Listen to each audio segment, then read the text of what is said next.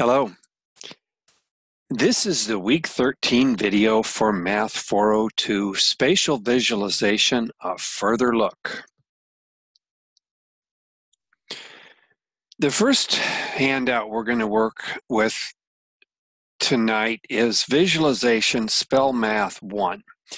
This one's for practice. Spell Math 2 will be for homework. So what we're going to have here is a net for a cube. And when this is folded up into a cube, it's going to spell math, M-A-T-H, in all capital letters. And it will spell it in the right order. So one of the ways to think about this, and I'm going to switch back over now and show my camera. One way to think about this is to get some little squares, and these can be cut out with a die press or on a paper cutter.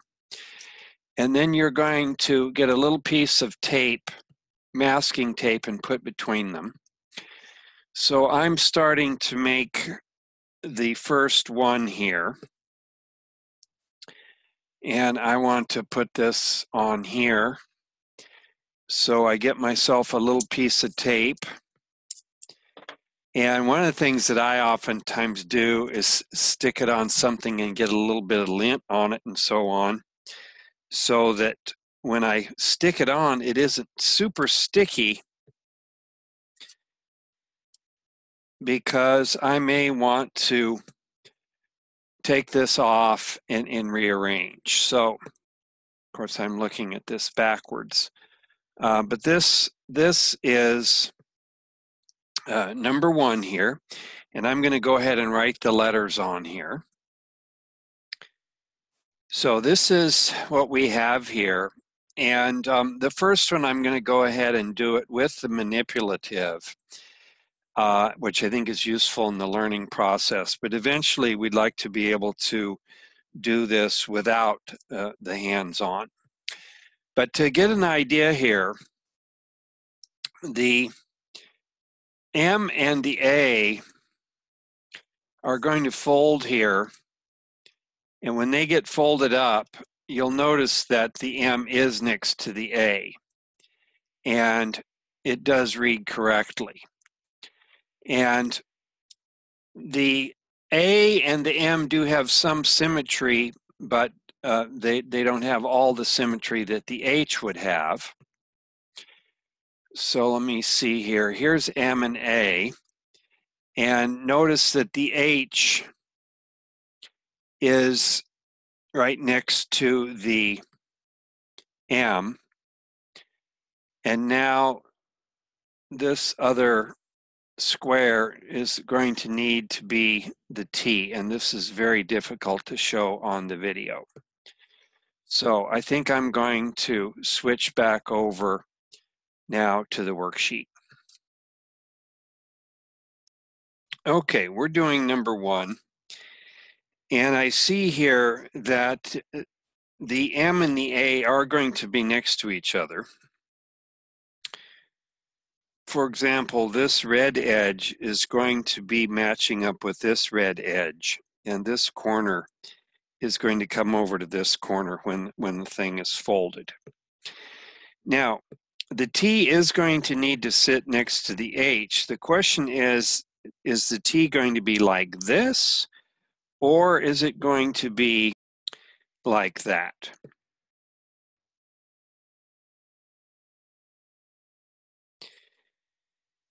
One of the ways that is useful in visualizing these nets is to find a particular square that you're going to have fixed, either nailed down to the paper and the other sides will be folded up, or a square that is going to be fixed and the others will be folding down. So I think what I'm going to do is I'm going to take this particular square right here, and I'm going to imagine it as being fixed. The H will fall down and become the front of the box. The M is going to fall to the right and be the right side of the box. This one that I have the check mark in is going to be the bottom of the box. The A will be on the far side, and we see here that the tops of the letters are going to be up.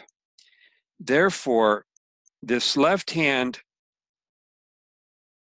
square is going to need to be an upright T. Now I'd like to do number 4. So thinking about number 4, I think I'm going to have this side be the top of my box. I'm going to let the T fall down, the H fall down. This square immediately to the right is going to be the one with the M, and it's going to need to be situated this way. The way you write the M or the letter in the square makes a difference. That is not correct. I need to change that. Now this is correct. And I hope you can visualize that when you fold around and put the A next to the M, the top of the A will match up with the top of the M, and they will be side by side. Now let's take a look at number 5. Once again, there's various strategies at work here, and you can use the one that seems to work for you, and it may not be the same for each one. This time, I think what I'm going to do is I'm going to take this square immediately to the left of the M, and I'm going to have it be the top of my box, and I'm going to let the others fall down. So the M is going to fall down, and it's going to be the right side of the box, and the M is going to be upside down. The A will wrap around to the front of the box, and it's going to be upside down. The H will be at the back of the box, it's upside down. And the T is going to be over here. And since the square between the T and the M are going to be the top of the box, the T is going to be upside down, just like the M and the A. So this is going to be a new experience and a learning experience for you, and we'll be discussing Spell Math 1 in the discussion area. Now let's go to the DAT questions. This is one of our multi-page handouts. It's the DAT, or Dental Admission Testing Program, preparation materials. There are many portions to this test, but the portion that I want to look at is a perceptual ability test. There are 6 parts. There's going to be one of the parts that we're going to be skipping. We're going to be skipping part 3. And I want to do examples from all the parts here. Where I'd like to start here is the part with the cubes. This is part 5, and let's see what the directions are here for part 5. Of course, pause the video and rewind as needed. Here are the directions. Each figure has been made by cementing together cubes of the same size. After being cemented, each group is painted on all sides except the bottom from which it is resting. And that makes sense. When you spray paint, there wouldn't be any paint on the bottom. The only hidden cubes are those required to support the other cubes. So in the example here in figure Z, there are going to be 1, 2, 3, 4 cubes. A cube is needed to support this cube. There won't be any hidden cubes that are not required to support the other cubes. What you need to determine is how many of the cubes have paint on 1 side, 2 sides, 3 sides, 4 sides, or 5 sides. There won't ever be a cube with paint on all 6 sides. It does say that there are no problems for which 0 is the correct answer. So I'd like to do 61 through 64. When I'm doing these problems, the first thing I like to do is count the total number of cubes. So let's count up the total number of cubes and make a little chart for ourselves. So we're going to make a little table for ourselves. Sides painted and number of cubes. First of all, count up the total number of cubes. Pause the video and do that. We've got a column of 4, 2 columns of 3, that's 10, and 3 singles. We're going to have a total of 13. One of the fundamentals that I think is a good idea in all problem solving is to spend a lot of time understanding the problem and not worrying too much about the questions that are asked. So, if we take a look at this cube here on the far left at the bottom, let's determine how many sides would be painted. The front, the left, the top, and the back would be painted. It's going to have paint on 4 faces. It's not painted on the glued side, and it's not painted on the bottom. Remember, every cube has 6 faces. Now let's find another one that would have paint on 4 sides. This one would have paint on 4 sides. This one would have paint on 4 sides, the front, the back, the top, and the right-hand side. Will there be any cubes with paint on 5 sides? Yes, this top one has paint on 5 sides. It is only attached to one other cube. This one has paint on 4 sides. Now, underneath the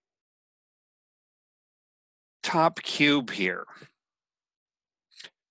we have a couple of more cubes back there, and we need to visualize them. But before we get to those, let's do these here in the front. This one, I believe, has paint on 3 sides, the front, the right, and the back. This one has paint on 3 sides. This one has paint on 3 sides. And this one here in this top, or this front bottom, has paint on only 1 side. Now, the 3 cubes that are underneath the top cube, I believe all of them are going to have paint on 2 sides. Now, I'm going to make my little chart here and see if this adds up to 13. I have 1 cube with paint on 5 sides. I have 1, 2, 3, 4 cubes with paint on 4 sides. I have 3 with paint on 3 sides. I have the 3 that aren't visible with paint on 2 sides, and I have 1 cube that has paint on 1 side. If we add these up, we get 3, 6, 10, 12. Okay, something's not quite checking. Let's see what it might be. Okay, there's one other cube that we didn't take into consideration. It's the cube underneath the, well, behind the 3 in the front here and underneath the 4 and the 3. Kind of back there. And it is going to have paint on only 1 side. So therefore, there are going to be 2 cubes with paint on 1 side. So now we can answer our questions.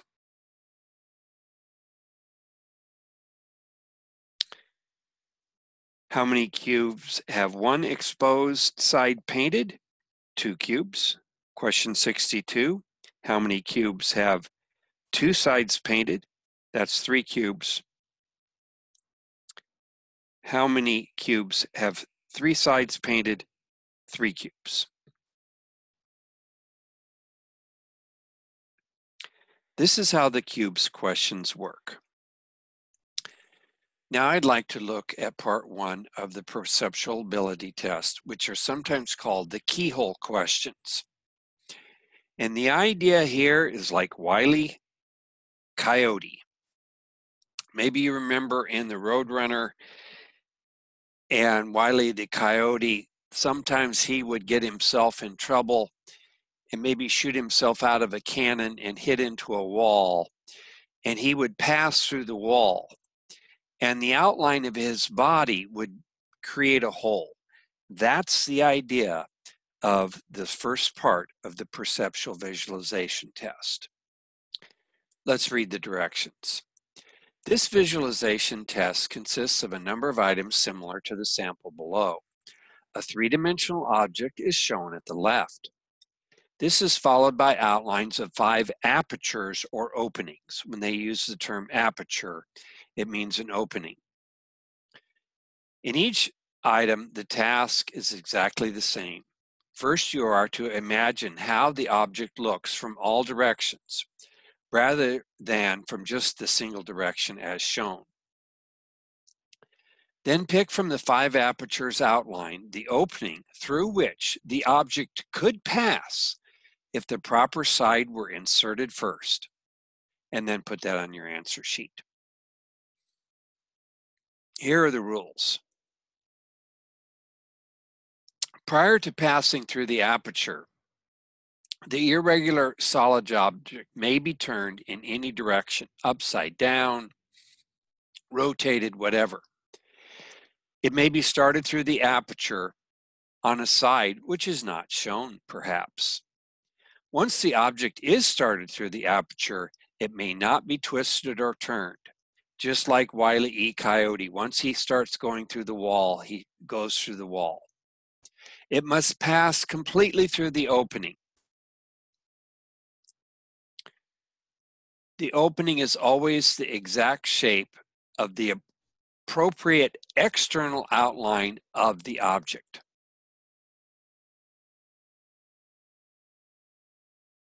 There is only one correct aperture. In the example, it's C, and I'll let you study that one on your own. First one I'd like to look at is number 1. So this kind of looks like maybe a church here, and this is kind of the doorway to the church. It looks like the peak of this entryway does not reach the very top of the church steeple. It has a side thing sticking out on this side, but not on the other side, and the peak of this roof does match the peak of this roof. So let's see which of these it might be. One of the things you can do here is eliminate the ones that do not work. Item B here is actually fairly close. If we were to take the object and just drop it straight through the floor, this does look like the little entryway. That looks like that's correct. And this kind of looks like this sidewall. However, this sidewall is about halfway along this edge, and this one is near the back. So that eliminates B.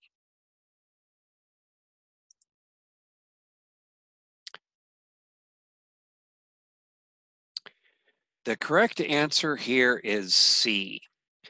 So if I consider this the front and this back here is the back, I'm going to push the back through. And so I am going to have the peak, but this portion here, this top edge is going to cause this top edge. By the way, this speck is just a photocopying glitch. So the answer to number 1 is C. Now let's do number 4. Question D looks like a possibility because these knobs that stick out on the side are sticking out here. However, these knobs have horizontal tops and bottoms, and these are on an angle. So D is eliminated. B looks like a possibility because we have the V shape. However, if we pass it through so that the V shape is going to be cutting, there are no knobs on the sides, so B is eliminated. The answer is A. So if I take this edge right here and consider this the back, and take this edge over here and consider that as the front and push it through the front way, that's going to cause this V at the top. Notice that if we pass it through the aperture that way, these knobs are going to have no effect on the outline. The answer to 4 is A. Now I'd like to do number 14. There are a number of options here. Quite frankly, if you would take this and just push it straight down, that would make a square. Unfortunately, they didn't give a square as one of the options.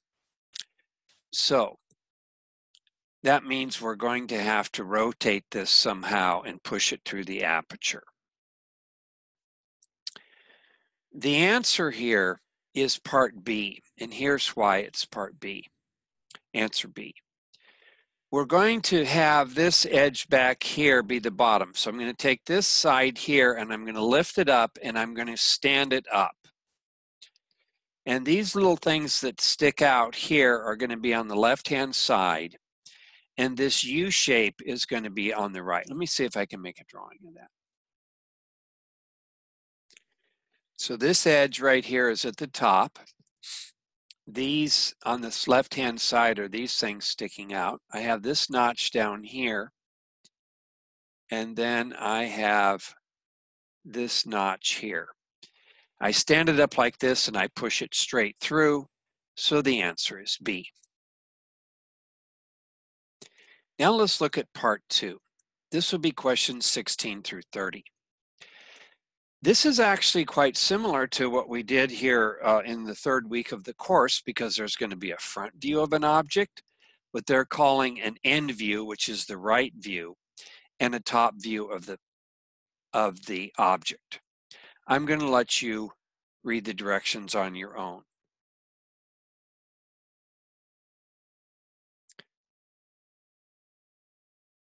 And I'll let you look at that example on your own.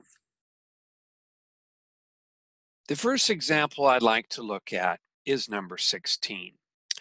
I have the front view, I have the end view, which is the right view, and I need to figure out the top view. Dotted lines means there is an edge that is hidden. I can see that this one is symmetrical.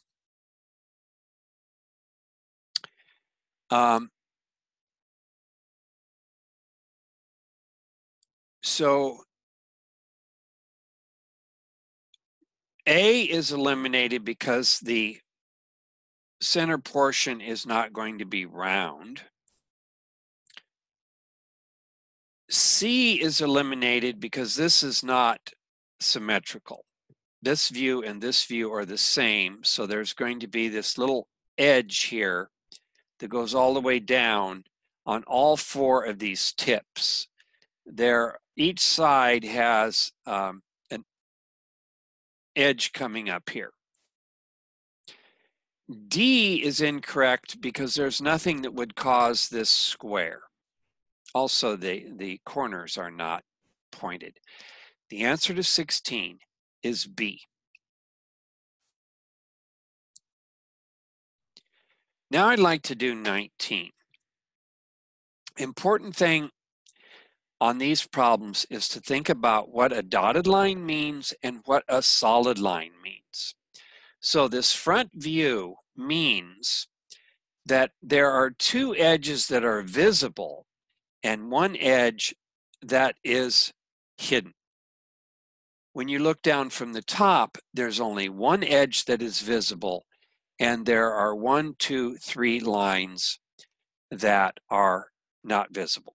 And we want to test these out to see if these might be the the right-hand view. So let's consider B. The front view of this would be looking from this left side at it. And it does, in fact, have this edge and this edge. Let me see if I can mark those. So this red point here is going to correspond to this edge. And maybe I'll change it to a blue here. This blue right here is going to correspond to this edge. Those are the two visible edges from the front. However, there needs to be a hidden edge down here, and there isn't. So B is out. C also has two edges visible in the front. These two edges here, by the way, we don't know if those are sticking out toward us or recessed. So this checks out, but there is no dotted line, no hidden edge that would be here. Question D, if you would look at the front view of question D, which means we'd be looking from the left, there's only one visible edge, and that's right here. And we need to have two visual edges. So that would eliminate D. And then we just have to check to make sure that A is correct. So this blue will correspond to here. This visible edge will correspond to this visible edge. This dotted line here will be corresponding to this dotted line. And the top view, we only have one visible edge, which is this one here. And we have 1, 2, 3 hidden edges. The correct answer is A. Now I'd like to look at 28. 28, the front view appears to have a hole here, and it's possible that it goes all the way through. And we have some hidden edges here. And it's possible that this is also a hole that goes all the way through. The end view here, this wide dotted lines here correspond to this hole, and these dotted lines correspond to this. So looking at the top view, and just like we did earlier in the course, the top view is taking from the front and flying up on top. So answer A looks pretty close. However, this other hole is too big. This is a small hole. It looks like the answer might be B, except this hole is too small. The correct answer is D.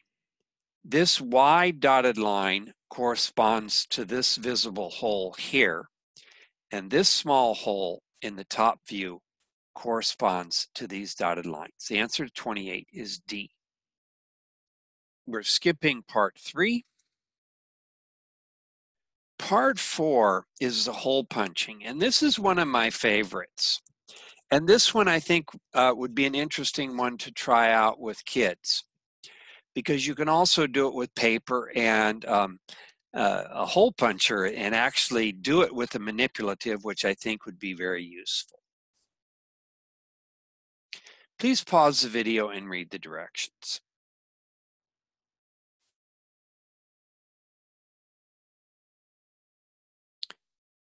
Our task is to mentally unfold the paper and determine the position of the holes on the original square. I'll let you read the example on your own. The first example that I'd like to do is number 49. On number 49, we start with a blank square here, and we take the right-hand side and we fold it to the left. Then we take the top half and we fold it to the bottom. It's very useful to think about how many layers there are. And this particular one has 4 layers of paper, and they're all the same here.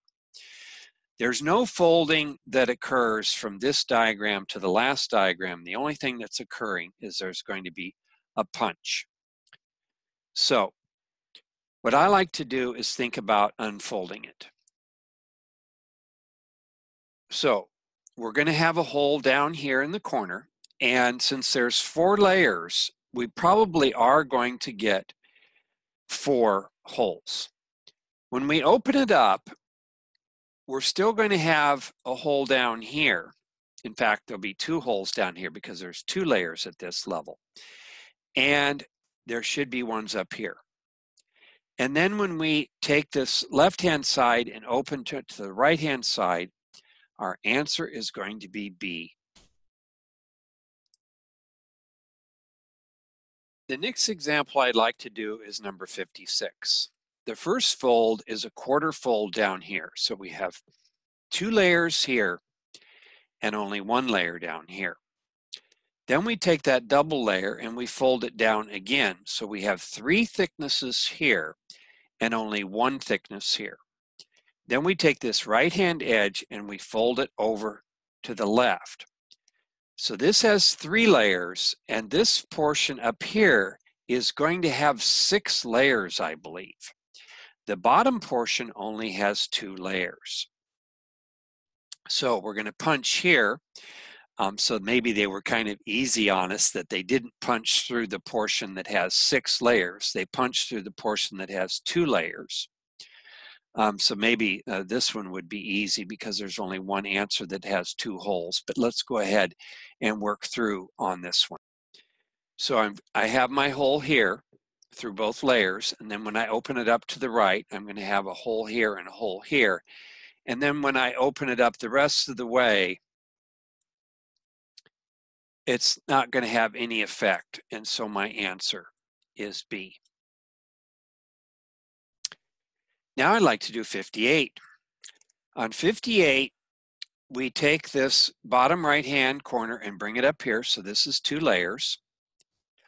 And then the final fold is going to be taking the top edge and bringing it down to the bottom. So this is 2 layers. So I believe this little corner right here has 4 layers.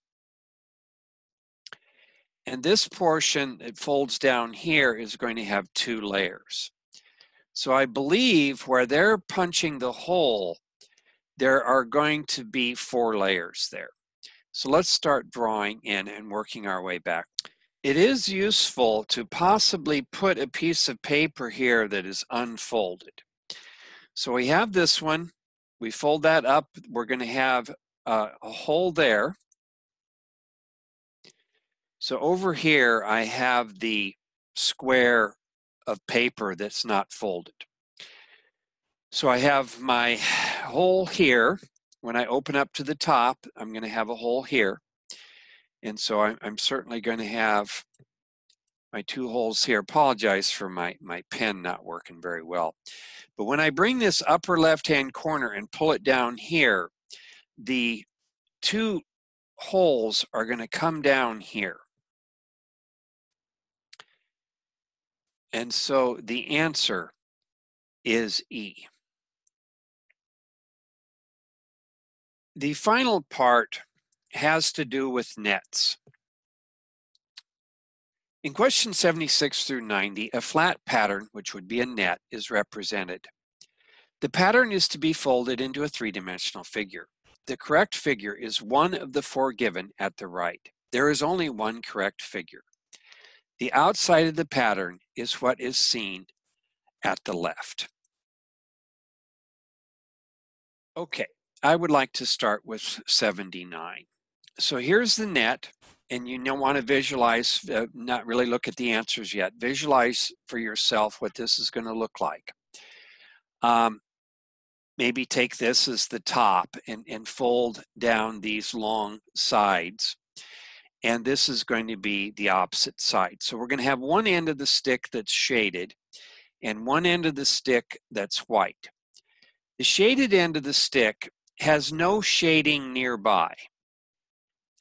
The white end of the stick will have quite a bit of shading near it, but there is going to be one of the 6 skinny faces that is not. This one has shaded next to shaded. The answer might be B. C has the shaded end here with a shaded side next to it. That's out. And it might be D. Let's see if we can break the tie between B and D. Okay, B here, the white end, I can see 3 sides that are white next to it. That's not going to be correct because there's only one face that is white next to this one. So B is out and D is correct. Here's the white end, and I can see 2 faces that are shaded and one that is not. The answer to 79 is D. My last example is number 83.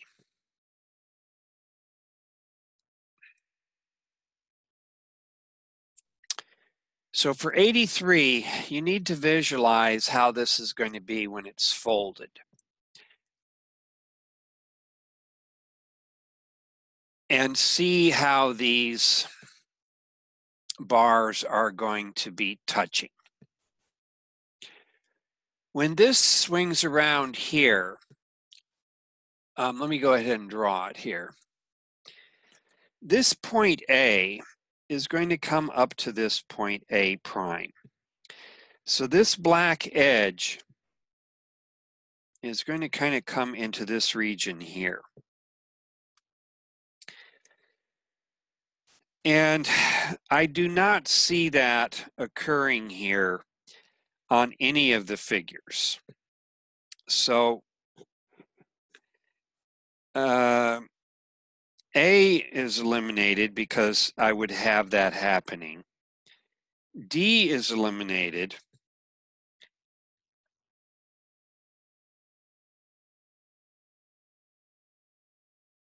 In a similar manner, this point C is going to come up here to C prime. So there's going to be a white edge next to that. So I believe B can be eliminated. Now let's see if C makes sense. C is going to make sense because I can have a little corner here with 2 white faces and an edge with, or a face with a black edge. The answer to 83 is C. I will just make a quick comment, a hint on item 84 here. The orientation of the right triangle here is important. Thinking about the small acute angle, the right angle, and the larger obtuse, larger acute angle, and going around the triangle clockwise. The orientation of the triangle might help you on that one. So this particular lesson is one of the hardest ones for me to teach as an online class. But I do think it's an important lesson. I think spatial visualization is an important thing, and I did want to give it a try. We do have quite a bit of learning to do and quite a bit of discussion to do on the discussion boards and on the phone and at the Zoom exchange as we discover strategies and share those strategies. Have a great day.